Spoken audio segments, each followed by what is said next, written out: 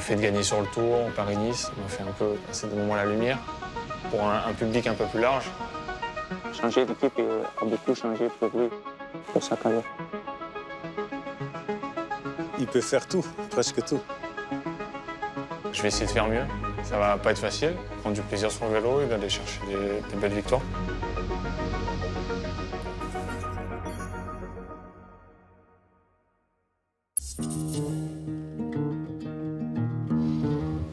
Il était l'homme d'une seule équipe professionnelle. En 2022, après 8 saisons chez Cofidis, Christophe Laporte est recruté par la Jumbo-Visma. Il a alors 29 ans et intègre l'une des meilleures équipes cyclistes au monde. De 29 jusqu'à 34, c'est des belles années où je dois faire mon palmarès, je dois faire ma carrière.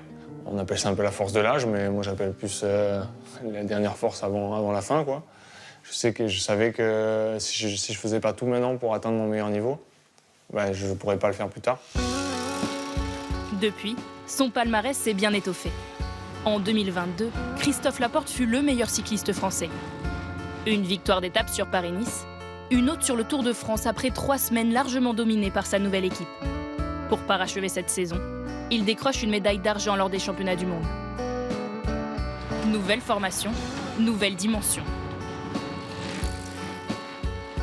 Mais après la naissance de son deuxième fils en décembre, ses absences prolongées sont plus difficiles à gérer. Pour moi, les plus gros sacrifices, c'est ça, quoi. Les entraînements et tout, c'est dur, mais voilà, ça reste... Pour moi, c'est la partie la plus facile, on va dire. Le plus dur, c'est de partir un mois, surtout quand on a un petit bout comme ça. Je sais que dans un mois, il aura quand même bien grandi. Sa saison débutera après un long stage de 3 semaines en équipe. Chaque moment en famille est précieux. Je suis fière de lui, fière de ce qu'il a fait. Et il y a quelques absences en plus, c'est sûr, donc moins évident, mais là c'était pour la bonne cause, donc ça valait le coup. À plus de 2000 mètres d'altitude, dans le parc national du TID à Tenerife, Christophe Laporte retrouve son équipe, la Jumbo-Visma. En effectif réduit, ce sont les derniers entraînements avant la reprise. So, but take no risk now. Just try, see how you feel, and let me know how you feel. Être ici 3 semaines en solitude avec l'équipe, il n'y a pas de distraction ici. Donc c'est-à-dire que c'est juste s'entraîner, manger bien, récupérer bien, et ça, on fait ça chaque jour. Ce stage est un moment clé de la saison. La charge d'entraînement est intense.